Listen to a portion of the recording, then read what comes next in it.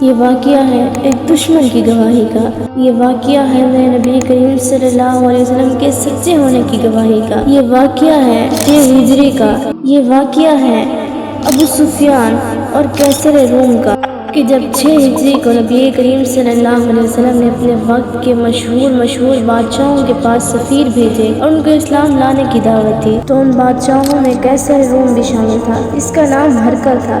اس نے پہلے تو رسول صلی اللہ علیہ وسلم کے حالات معلوم کیے، اپنے درباریوں سے کہا کہ مسلمان ہونا چاہتا ہوں۔ پھر جب اس نے دیکھا کہ سردار لوگ نہیں مانتے اور سارا دربار بگڑ جائے گا تو ڈر گیا کہ میرا تخت نہ چلا جائے، اسی لیے یہ مسلمان نہ ہوا۔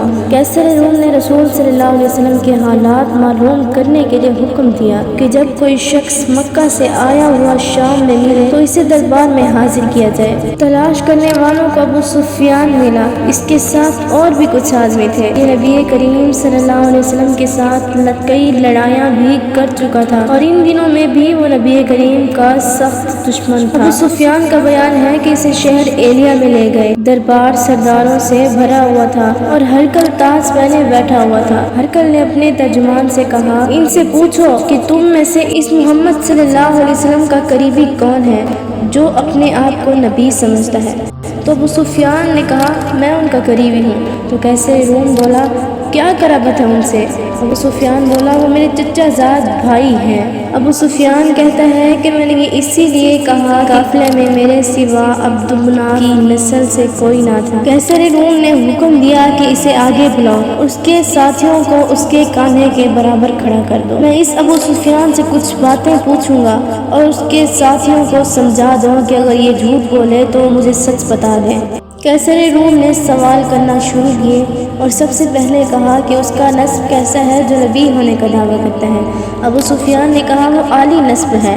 تو پھر قیصر روم نے کہا، کسی اور نے بھی ایسا دعویٰ کیا ہے پہلے نبوت کا؟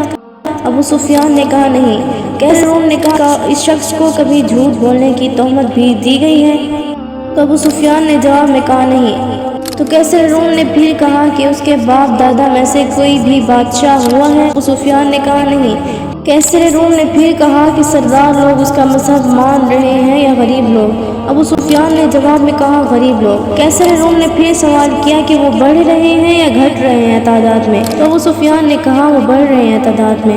قیصر روم نے پھر سوال کیا کہ کوئی شخص بیزار ہو کر اس کے دین کو چھوڑ کر تو نہیں جاتا؟ تو ابو سفیان نے کہا، نہیں۔ قیصر نے پھر کہا، وہ وعدوں کو توڑتا بھی ہے؟ سفیان نے کہا، نہیں، لیکن اب ہمارا اس سے عہد ہوا ہے اور ڈر ہے کہ وہ اسے توڑ دے گا۔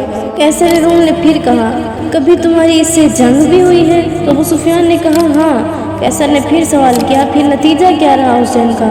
ابو سفیان نے کہا، کبھی وہ جیتا اور کبھی ہم۔ قیصر روم نے پھر کہا کہ وہ کیا تعلیم دیتا ہے؟ تو ابو سفیان نے کہا، وہ کہتا ہے کہ اکیلے اللہ کی عبادت کرو، کسی کو اس کا شریک نہ بناؤ، بتوں کی پوجا نہ کرو، نماز پڑھو، صدقہ اور پرہیزگار رہو، عہد کو پورا کرو اور امانتیں ادا کرو۔